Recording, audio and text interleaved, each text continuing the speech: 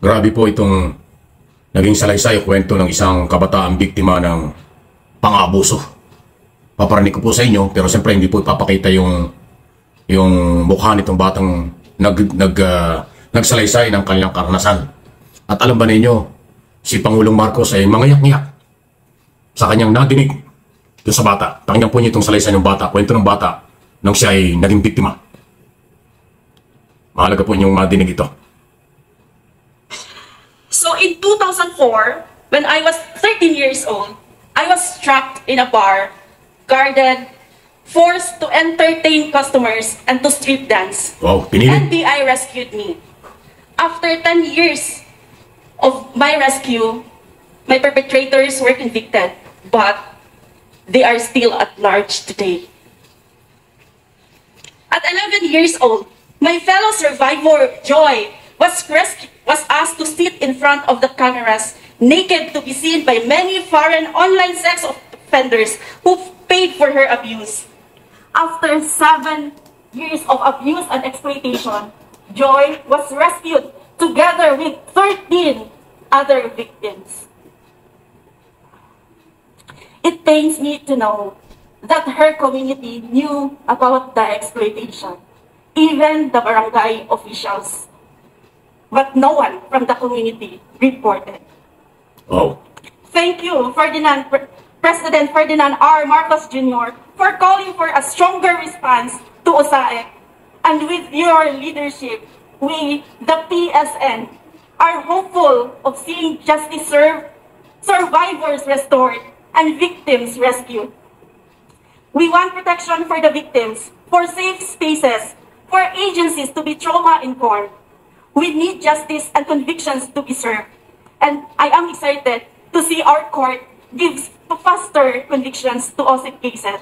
My fellow workers in government, distinguished guests, ladies and gentlemen, good Kaya ang Pangulo. As I was listening to the young lady, and she is a lady, I could not help but shed a tear to have to relive the suffering that she went through. Ayan o. Maras di makapagsalita ang Pangulo sa awa. Nangiyak-ngiyak. Even as we here sit in this fancy hotel room, eating our fancy food, continuing to suffer the same fate as she has.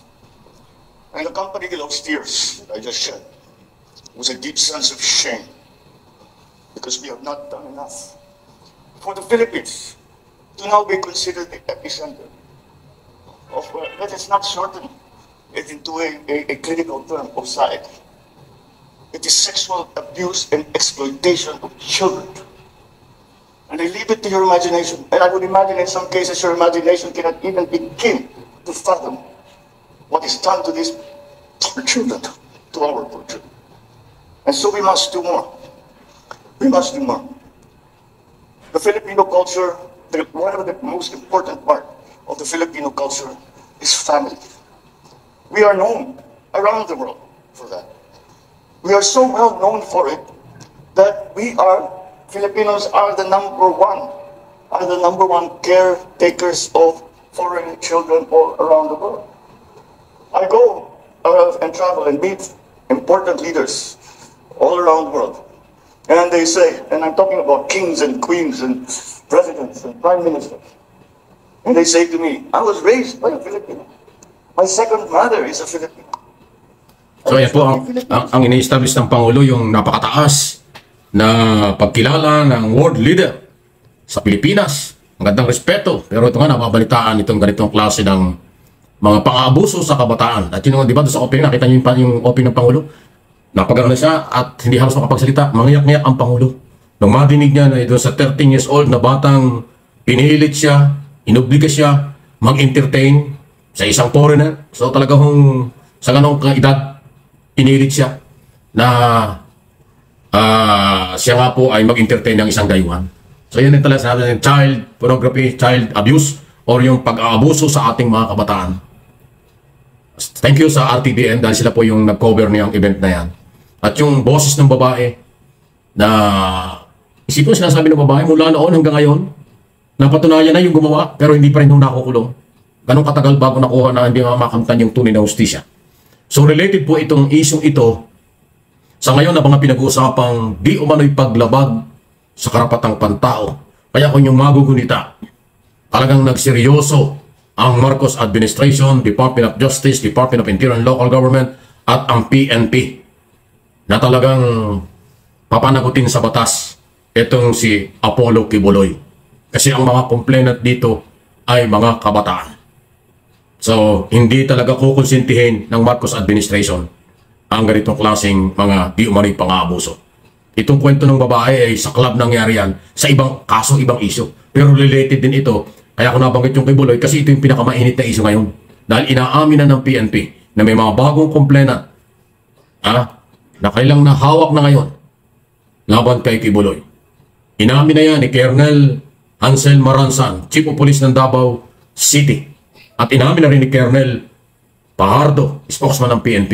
Inamin din ni General Torre, General Marbil at Secretary Avalos at maging si Secretary Boying Remulla, Department of Justice, na meron talagang mga complainant na naging biktima.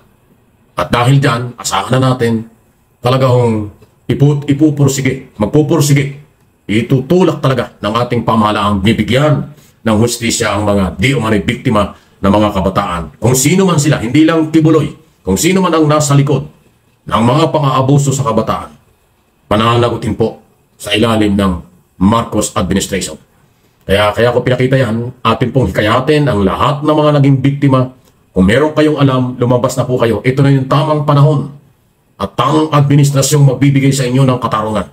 Nakita niyo yung speech ng Pangulo bago siya nagtuloy-tuloy, na mangiyak-ngiyak siya, nadala siya, naawa siya doon sa ganong 13 years old na pinilit mag-entertain sa isang club, sa isang foreigner. Ganong kalupit. At marami pa, alam ng Pangulo na meron ganyan. Nakakalungkot, ang taas-taas nga daw po ng respeto ng international community sa mga Pilipino kung gaano pahalagahan ang buhay at mga kabataan, pero lumalabas ang ganitong mga balita na meron pa rin na binibiktima na kung sino-sino dyan. Kaya mananagot talaga kayo. Please like nitong video ito. I-forward po ninyo sa inyong mga kaibigan at kakilala sa buong mundo para makarating ang istoryang ganito na meron ng tamang gobyerno under President Marcos na handang magbigay ng suporta at paghahanap ng katarungan sa matagal na mga panahong nangyayari or bago ang kabataan ay nagiging biktima. Please like ng video.